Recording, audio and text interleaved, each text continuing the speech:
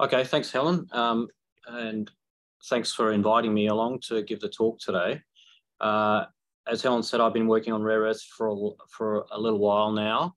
And what I wanted to share with you today was some work that we've been doing here at the University of Adelaide in collaboration with the Geological Survey of Queensland, and particularly looking at the potential for phosphorites for hosting rare earths. And so I'll get into what that all means in a moment. So although I'm giving this talk, most of this, the vast majority of this work has been done by Diana Zivak, who was a postdoc here at the University of Adelaide until very recently, and now is working with the Geological Survey of South Australia.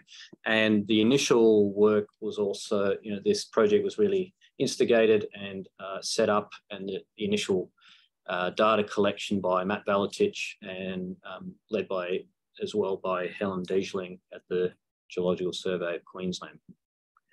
All right, so as the title says, this is about rare earths in phosphorites. In particular, is there potential to get rare earths as byproducts from phosphate mining? So let's start with what are phosphorites. I'm not a sedimentologist by any means, and so some of you that probably have much more knowledge on sedimentology than I do will probably maybe grill me a little bit more on this. But essentially, when we're talking about phosphorites, we're talking about sedimentary rocks, phosphate-rich sedimentary rocks. Most sedimentary rocks have maybe a 1 or 2 weight percent P2O5, whereas phosphorites have above 18%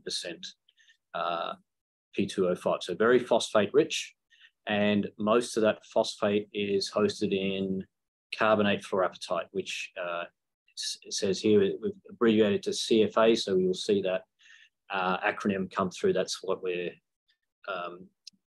referring to, carbonate fluorapatite. So yeah, with 18% P2O5, we're talking about a rock with probably more than 50% carbonate fluorapatite. That's also known as francolite, is a bit of an outdated name for that same mineral. And as sedimentary rocks, they often have other minerals, secondary minerals in there, particularly including the crandallite group minerals, and we'll talk a little bit more about those towards the end of the talk. So these are also phosphates, but they're calcium aluminium phosphates, often with high rare earth contents. And then we've got a whole bunch of fairly standard gangue type minerals that could be there, quartz, clays, clastic sediments, or even carbonates. So most phosphorites, as it says, they're currently mined for fertilizer. About 80% plus, or more than 80% of our phosphate for fertilizer comes from mining phosphorites. But phosphate minerals have an affinity for rare earth elements, and so there is an opportunity for them to have quite high rare earth element contents. And so that's really the subject of this talk. Is there an opportunity here, if we're mining this stuff for phosphate already, that we could extract rare earths as a byproduct? All right. In the field, this is what they look like. These are the phosphates we were working on to the south of Mount Isa. They're not particularly exciting rocks in the field. They're these sort of crumbly, white, quite soft rocks. They don't weather they weather quite easily, so you often don't get good outcrops. The second photo there with a hammer in it, I'll talk a little bit more about that one later. That was a costine that was driven through the Ardmore prospect to try and look at the stratigraphy there. And you can see the main phosphorite unit, which is the Beetle Creek Formation in the Georgina Basin, overlain by shales, essentially blazing shale here. So that's probably was a conformable contact, but I'll talk more about that later. So not particularly exciting rocks to look at in the field. Under the SEM, they look a little bit nicer. So here's a fragment of one of these phosphorites. And under backscatter electron imaging, you can see this nice, all of this bright stuff here is all the carbonate fluorapatite, and often they're full of fossil fragments. So these really are to a large extent, these are biological sediments, bits of marine animals in them, sometimes with a carbonate cement, sometimes with a cherty cement, sometimes with a phosphate cement as well. For today's talk, I'm going to simplify the sedimentology and terminology of these rocks to a great extent and just talk about two types. We've got the paletal type and the non-paletal types. The paletal, as the name suggests, they're mostly consisted of these small rounded sand size grains of carbonate fluorapatite. As you can see here, all of these dark bits in this rock here are the paletal fluorapatites, and in this case cemented by calcite, or another one of the backscattered image here. You can see these nice rounded pellets, sort of a couple of 100 microns in size, making up these rocks. So that's the paletal one. They're sort of sand-sized or sand-sized grains like that. Or we can have the non-paletal type, which are sometimes called apatite-rich mudstones. They're very fine grained, sometimes laminar, where the matrix often is actually made up of the fluorapatite as well. So they're the sort of two basic types we're going to talk about today.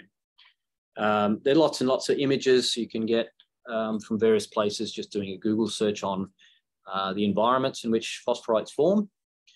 This is just one I took from a recent publication showing that you essentially get phosphorites forming on these shallow continental shelves where you have upwelling anoxic water, which may be rich in nutrients, including phosphorus, and where it meets the shallow waters, which are fairly oxic, is where you get precipitation of these phosphates. And you also get, with the upwelling, you got a lot of marine animals, marine life forming, which also contributes to that sediment, like this. So shallow continental shelf environments is typically where we see phosphorites forming, and across much of Earth's history as well, they form.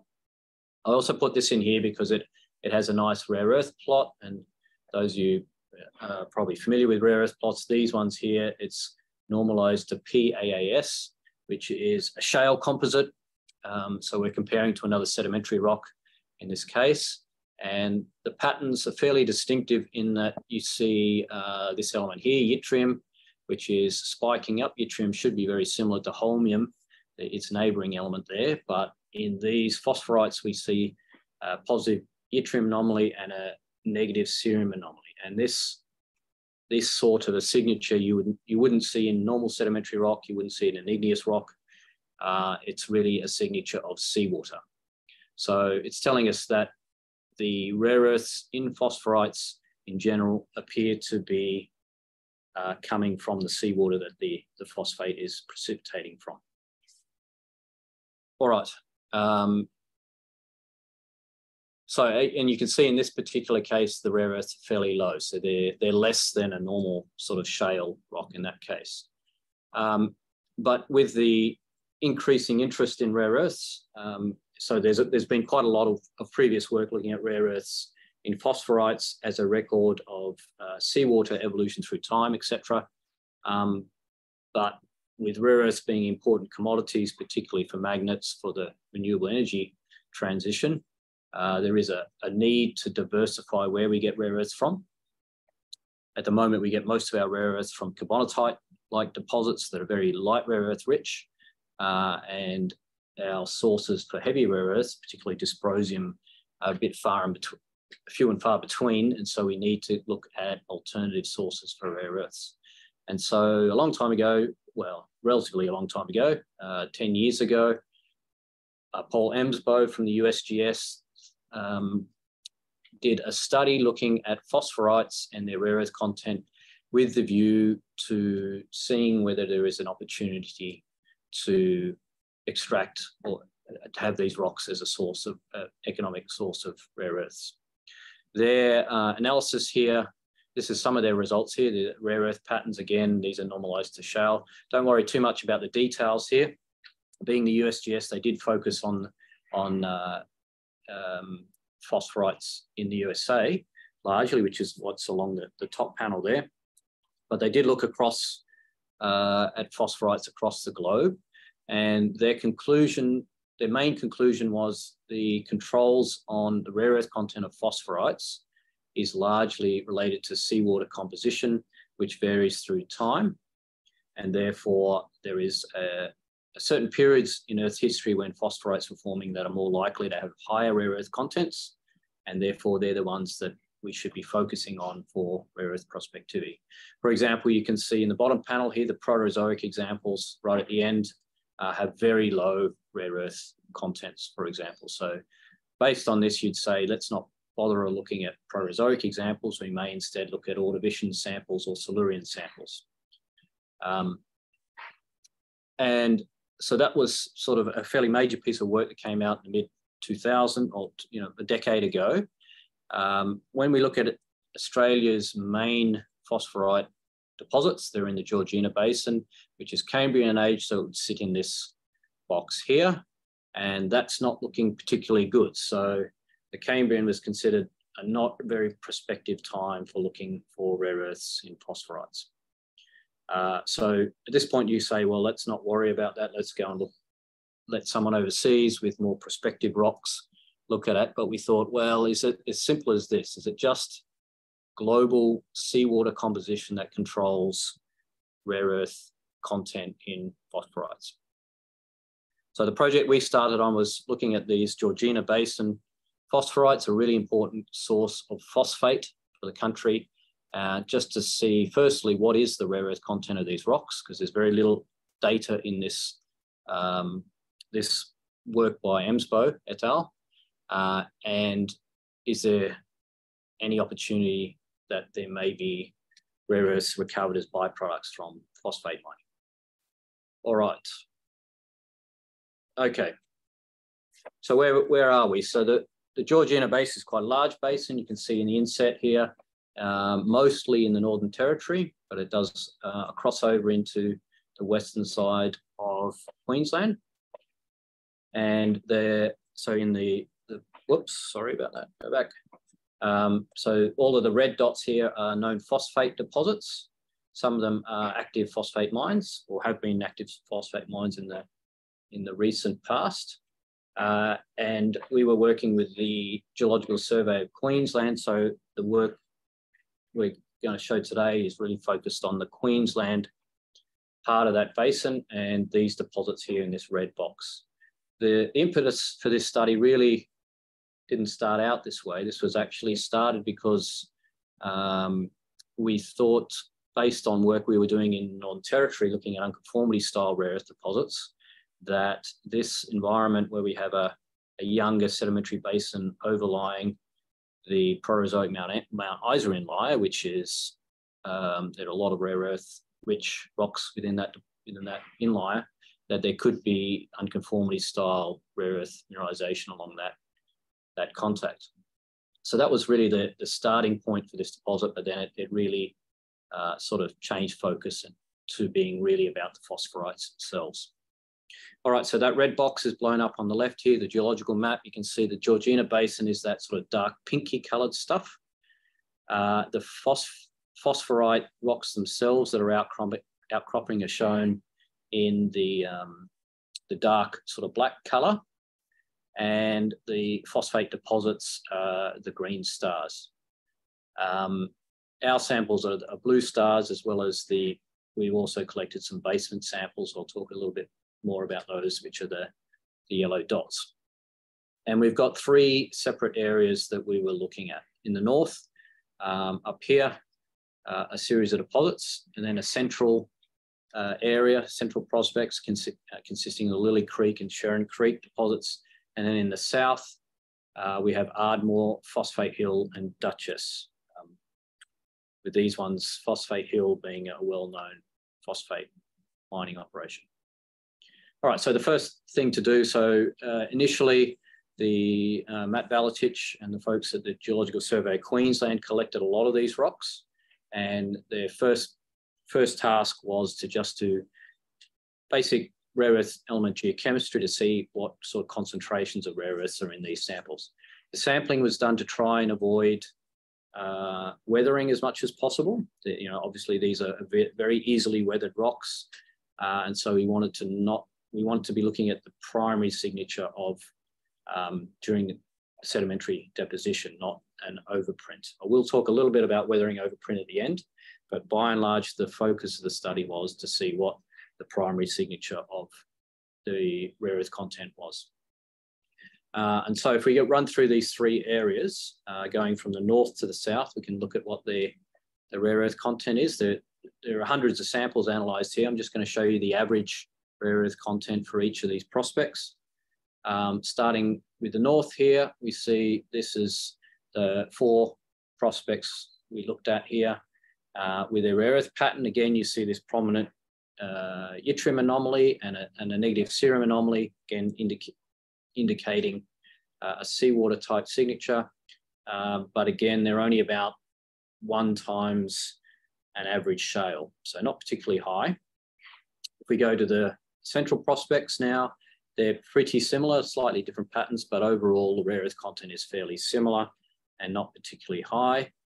And then we go to the south, we see then it jumps up quite a bit, particularly at Ardmore, where we've got up to sort of 10 times normal shale values. And that's getting interesting. These are averages, by the way, as well. To put that into another way to look at that is just a box and whisker plot, looking at the prospects across here and the total rare earth content plus yttrium. And you can see for the northern central prospects, again, quite low rare earth patterns of rare earth contents.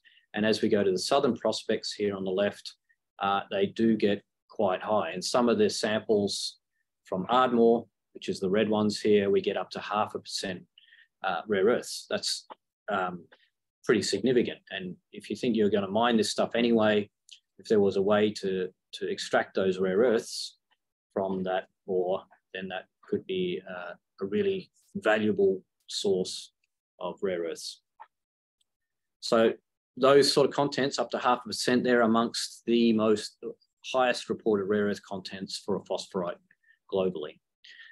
So that's pretty interesting. That sort of puts a few doubts on this idea that came from EMSBO about the Cambrian not being particularly prospective for rare earth contents in phosphatic sediments. And the other thing that's kind of interesting here is that we do see this big variation. So these are all Cambrian phosphorites. And so this idea about a global seawater sort of controlling the rare earth content of phosphorites doesn't really work. So even on this local scale, we see very big variations in the rare earth content of the phosphates.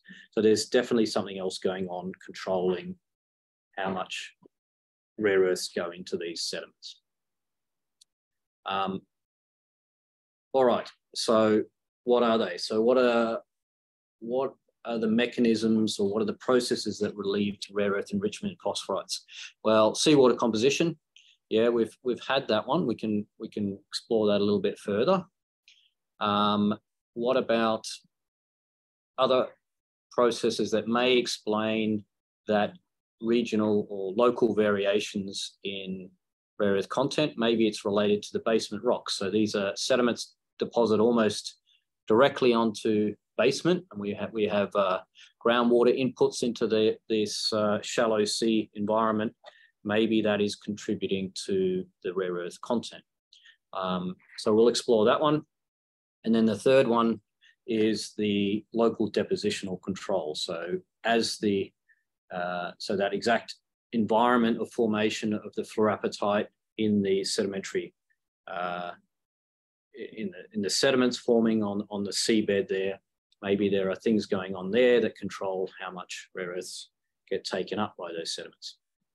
So we'll sort of explore those 3 options. There's also a couple of secondary processes going on here. Is weathering related?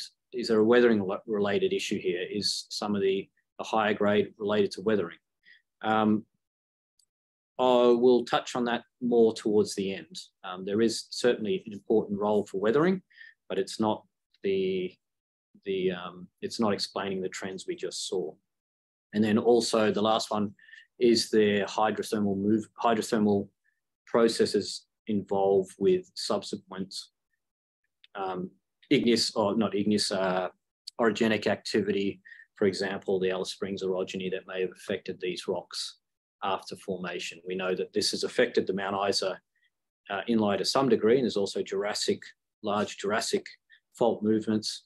Could there be some hydrothermal upgrading going on here as well? But basically, I'm going to, for the large part, I'm going to exclude the secondary processes. And the reason why is if you take one of these samples, even if it's maybe mildly weathered, and you do in situ laser ablation analysis on the actual carbonate fluorapatite, so this is let's say a polished section of one of these samples. The bright stuff is the carbonate fluorapatite, and we put laser pits here, 1, 2, 3, 4, 5, into this material.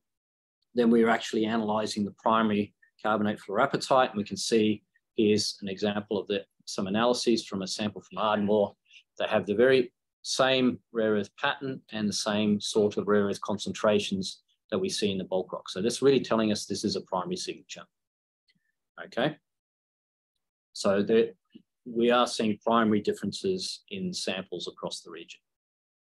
So what about the seawater control? Well, we've sort of seen this already. Here's our rare earth patterns, just to compare directly to some modern seawater rare earth patterns, and you can see the patterns are very similar, and they're very distinctive as well. You don't get other rocks with patterns like that. So certainly the seawater is the major supply of rare earths into these phosphorites. Just keep in mind here that this is, for the seawater, the concentrations are much, much lower, right? So this is rare earth contents times 10 to the 6, I think. So they're 1 million times lower than what we see in the actual phosphorites. But the signature is the same. So certainly seawater is the major source, but that doesn't mean we couldn't have other things going on, like rare earths coming in from the local basement into that seawater before precipitation of the phosphorites. And the reason why this could be an interesting idea is that the basement rocks between the north, south, and the central are quite different across the region. So if you look at the southern area here, particularly at Ardmore, where we see the highest rare earth contents, the immediate basement rock there is the Sabella granite. That's this orangey unit that's running up north-south up through towards Mount Isa. And the Sabella granite is a sort of an A-type granite, and it's well known to be very enriched in rare earths. So maybe having that rare earth rich basement right there is the reason why we have rare earth rich phosphorites forming. Up in the north, where we have low rare earth phosphorites, we mostly have siliciclastic carbonate rich sedimentary rocks that have very low rare earth contents. So that's sort of an interesting idea. Is there a basement control on the rare earth content of the phosphorites? The way to check this is through isotopes. In particular, neodymium isotopes are particularly powerful because they are very good at fingerprinting the source of rare earths, and using neodymium is also especially useful because it is actually a rare earth of interest. So we've got neodymium isotopes. We've also measured the strontium isotopes as well. If we look at panel C to start with, we've got the southern prospects. So these are the ones with the highest rare earths up the top in red. And these are epsilon neodymium values corrected to the time of deposition. So roughly 500 million years ago. So that way we can directly compare between all of these different materials. So whichever prospect we have in the south, they're all coming back with very similar values, around -5. We go to the central and northern prospects and we see a slight offset from the south, but again, between the northern and the central, they're all fairly similar. Again, probably about -7. There's a couple that are shifting up a little bit at Sharon Creek, for example, but the key point here is that the isotope values of those phosphorites are very different from the basement. You can see at the bottom, the granites are in the green there. That's the mostly they're the Sabella granite, and we've got a couple of metasedimentary rocks from the north, and they have very different neodymium isotope signatures. That's really telling us that if there is a role for those basement rocks in providing rare earths for these phosphorites, it's very, very minor. It's not a major contributor at all. When we look at the strontium as well, it pretty much tells the same story. So most of our data in this little box here, the strontium isotopes is very similar for the phosphorites. There's a couple that are shifting off here, and these we've recognized have some weathering to them. They contain crandallite, which is the product of weathering of the phosphate-rich rocks. So they've been upset a little bit due to recent weathering, but overall, the rocks aren't seeing that signature of the basement source. In fact, they're very similar to what you'd expect for Cambrian seawater. So again, indicating that the seawater is the dominant control here. So we're still stuck here. We don't have an explanation for why those prospects in the south are significantly more enriched in rare earths than the ones in the central and northern areas. So that leaves our last possibility, which is a textural sedimentological control. We haven't done an extensive sedimentary or say textural analysis of all these samples. Many of them were not preserved well enough to allow that. But the samples we do see, there are sort of some fairly basic differences in their textures. To the north, we often see these microphosphorites or the non-paletal types, so very fine-grained microcrystalline carbonate fluorapatite, whereas in the south, like these examples from Ardmore, we get the paletal types. In some cases, quite large pellets, and they even contain some rare earth minerals. These might be monazites or rare earth fluorocarbonates in them as well.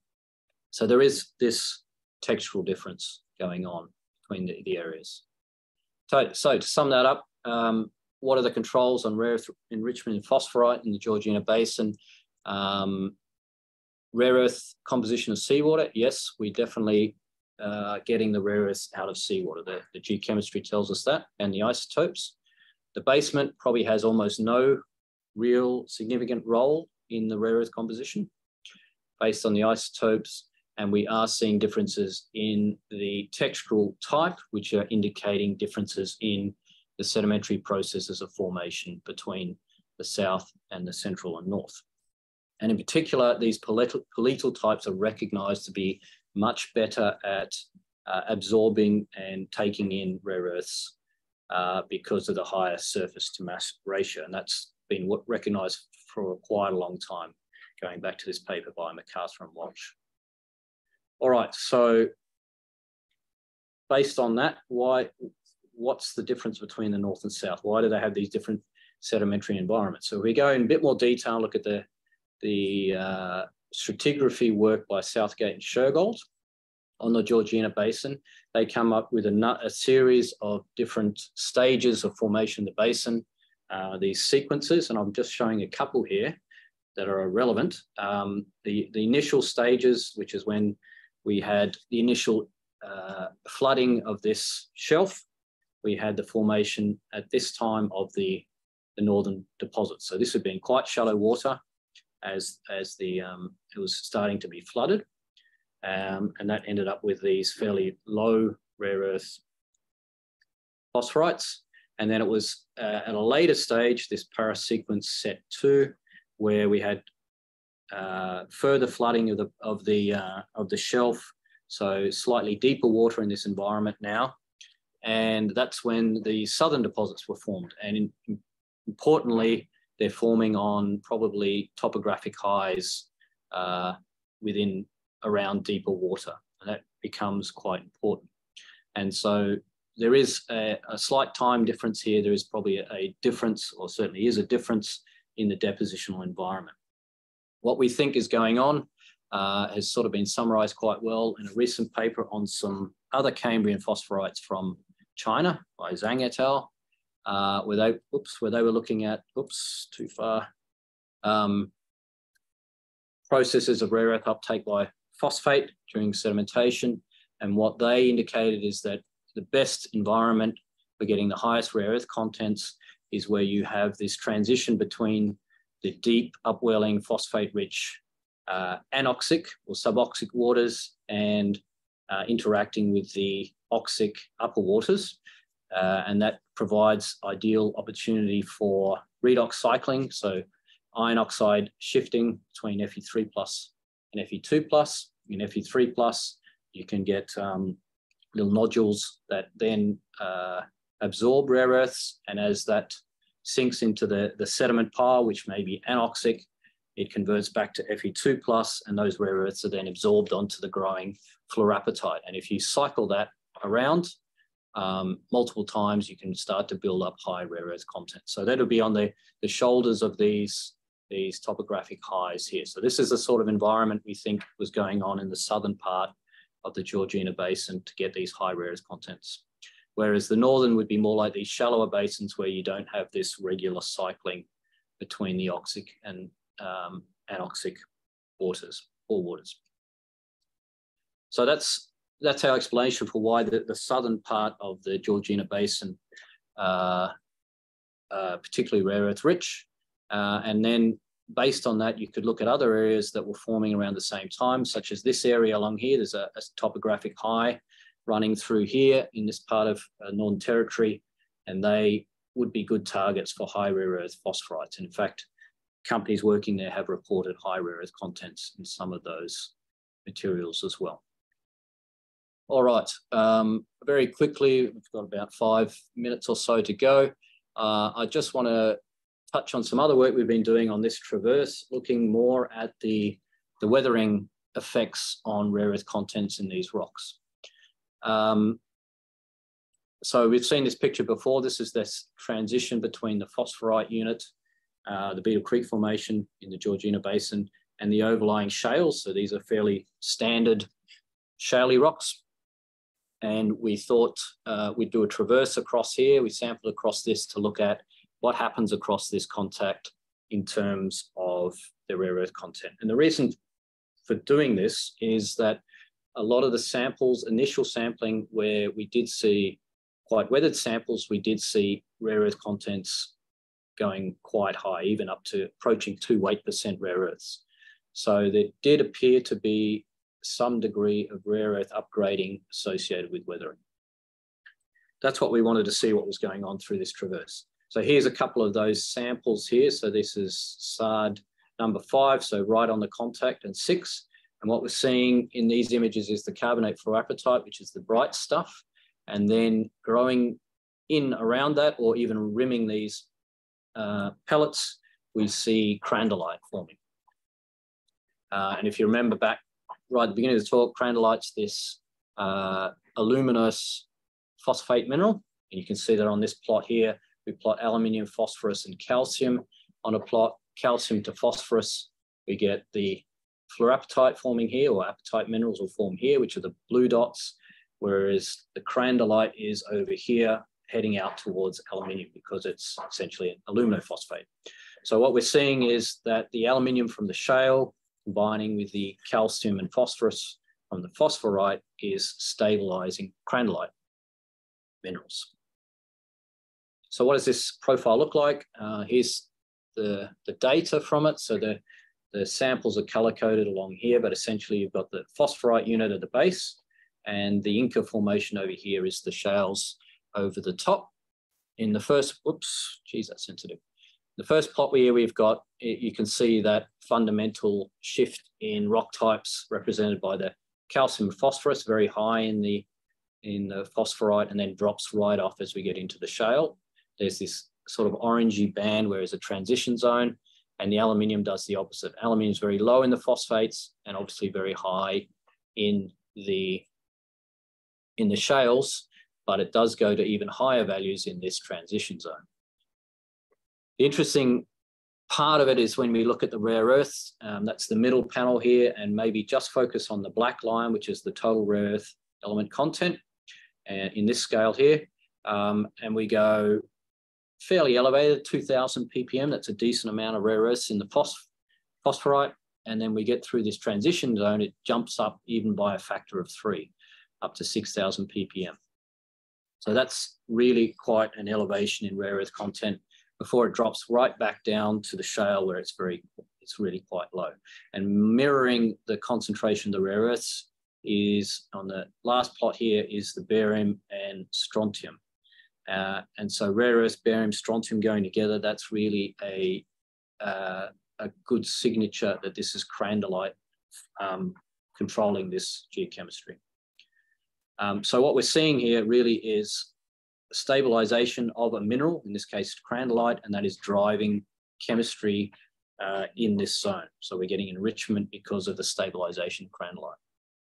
This is only a, what's that, 20 centimeters, so it's not a big zone, but if you could get a weathering zone like this that may be a few meters thick, 5 meters thick, then you could be talking about a fairly sizable rare earth deposit. When is this happening?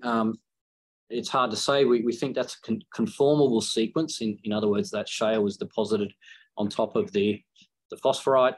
Well, when the weathering was occurring, we think is fairly recent. And the way we've determined that is through analysis of xenotime, which coexists with the crandallite. So here's a fragment of this material, and you can see these very fine xenotimes intergrowing with the crandallite. In places you get the xenotimes big enough that we can shoot them with a laser, and xenotime is actually a very good mineral to date. It behaves very much like zircon. So with uranium lead dating, we can date it. Here's just a rare earth plot to show that xenotime is also really important for heavier rare earths. The data are not great. They're very discordant.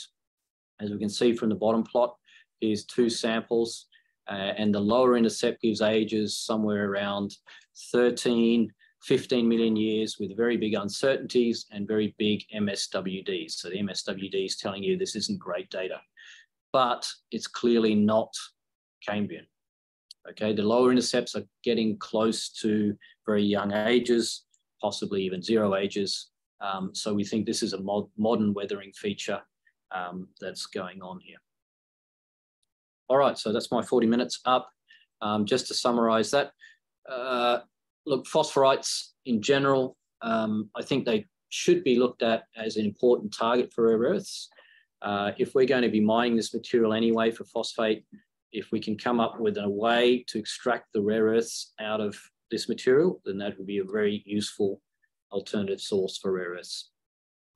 In particular, the heavier rare earths. So we see quite high heavier rare earths, which are considered much more critical than even the light rare earths at this stage. What controls the rare earth uptake is largely the sedimentological environment. So we know the rare earths are coming from seawater, but we need specific sedimentological conditions to get these high rare earth contents. We want these paletal type rare earth contents. And if we have these zones where we can cycle between the oxic and anoxic environments in those bottom water sediments, then you can get a lot of absorption of rare earths out of seawater into these pellets. And I should have mentioned as well, salinity probably plays a big role here as well. Right, so that's the sort of environment you want to look for.